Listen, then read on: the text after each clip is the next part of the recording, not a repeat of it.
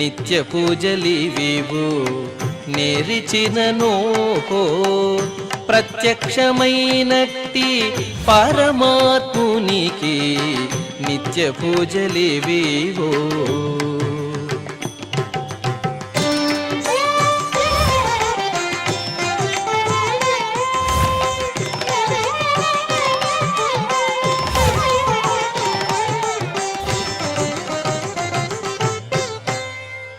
ఓం నమో వెంకటేశాయ. ఈరోజు గురువారము, శ్రీ విశ్వావసునామ సంవత్సరము, ఉత్తరాయణము, శిశిర ఋతువు, పాల్గొన మాసము, కృష్ణపక్షము, విద్యాతిథి, ఉత్తరాపల్గుని నక్షత్రము, మార్చి 5, 2026.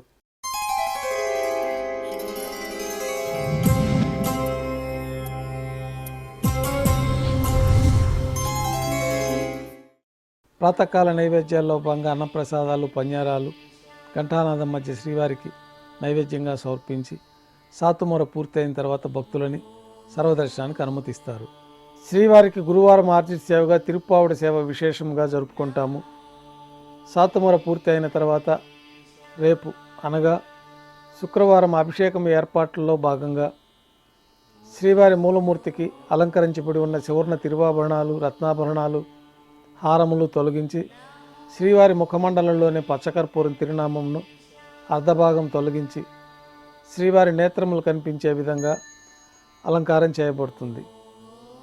శ్రీవారికి బంగారు పాద కవచములు, సువర్ణ కటిహస్తము, వరదహస్తము, శంకుచక్రములు, కర్ణపత్రములు, శాలిగ్రామాల హారములతో అలంకరిస్తారు.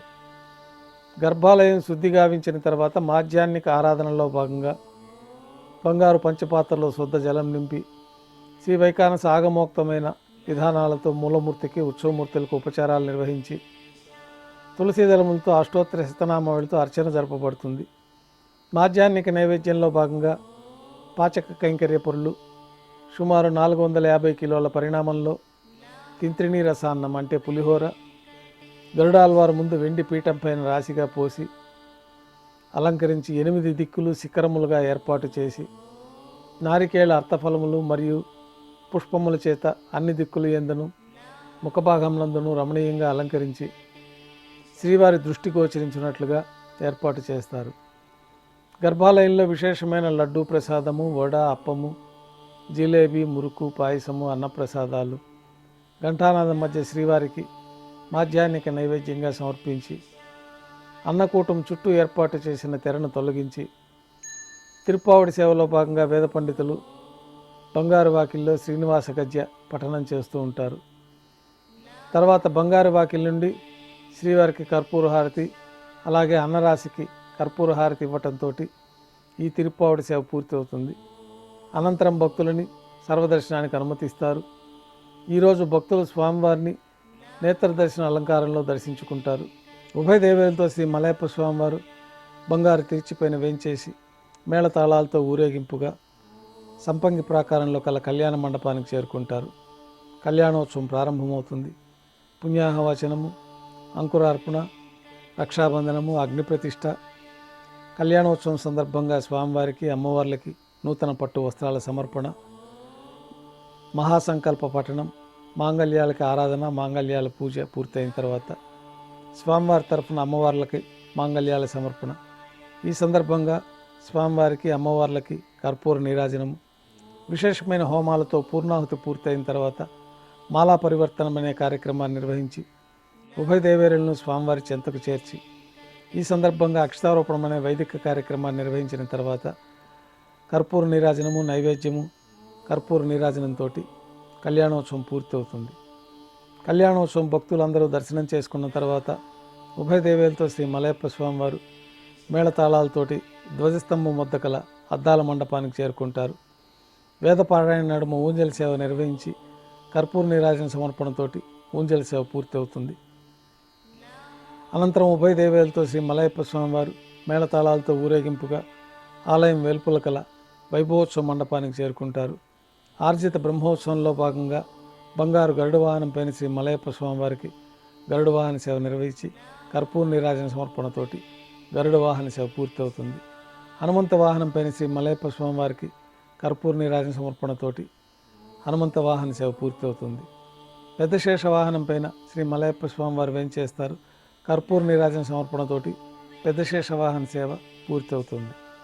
ఉభయ దేవేలతో కలిపి శ్రీ మలయప్ప స్వామివారికి కర్పూర నీరాజన సమర్పణతోటి ఆర్జిత బ్రహ్మోత్సవం పూర్తవుతుంది.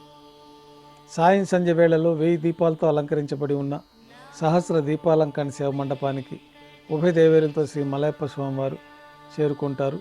వేదం గానం నాదం నడుమ సహస్ర దీపాలంకరణ సేవ నిర్వహించి నక్షత్ర నీరాజనము కర్పూర నీరాజన సమర్పణతోటి దీపాలంకరణ సేవ పూర్తి అవుతుంది.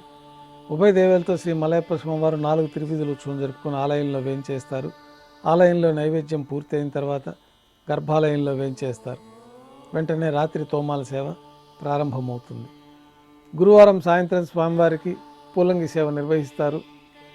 సాయంకాలం ఆరాధనలో భాగంగా గర్భాలయం శుద్ధి చేసుకొని బంగారు పంచపాత్రలో శుద్ధ తోయాన్ని నింపుకొని మూలమూర్తికి ఉత్సవమూర్తులకి శ్రీ వైకానస భగవత్ శాస్త్రోక్తమైన విధానంలో ఉపచారాలు సమర్పించి వివిధ సుగంధ పుష్పాలు స్వామివారి దివ్యమంగళ స్వరూపమంతా పుష్పమాలలతో అలంకరించి పుష్పమాలలతో కిరీటాన్ని సూర్యకటాన్ని స్వామివారికి అలంకరించి ఉత్సవమూర్తులకి పుష్పమాలలు సమర్పించిన తర్వాత చతుర్వేద మంత్రాలతో మంత్రపుష్పాన్ని సమర్పించి నక్షత్ర నీరాజనము కర్పూర నీరాజనంతో పూలంగి సేవ పూర్తి అవుతుంది. తులసి దళములతో అష్టోత్తర సత్యనామావళితో అర్చన జరుగుతుంది. రాత్రి నైవేద్యంలో భాగంగా అన్నప్రసాదాలు పన్యారాలు దోశ ఘంటానాదం మధ్య శ్రీవారికి నైవేద్యంగా సమర్పిస్తారు. అనంతరం భక్తుల్ని పూలంగి సర్వదర్శనానికి అనుమతిస్తారు. కొద్ది విరామం తర్వాత ఏకాంత సేవలో భాగంగా రాత్రి సమర్పించిన పుష్పమాలికలన్నీ సళ్లింపు చేసుకొని గర్భాలయాన్ని శుద్ధి చేసుకొని బంగారు పంచపాత్రలో బ్రహ్మ తిరువారాధన కోసం ఈ తీర్థాన్ని సమర్పించి ఏకాంత సేవలో భాగంగా భోగమూర్తిని పట్టు పాన్పు పైన వేంచేపు చేసుకొని ఈ సందర్భంగా దారోష్ణమైన గోక్షీరము జీడిపప్పు ద్రాక్ష కలకండ బాదం పప్పు కలిపిన మిశ్రమాన్ని పండ్లు నైవేద్యంగా సమర్పించి కర్పూర నీరాజనంతో ఏకాంత సేవ పూర్తి అవుతుంది. ఓం నమో వెంకటేశాయ.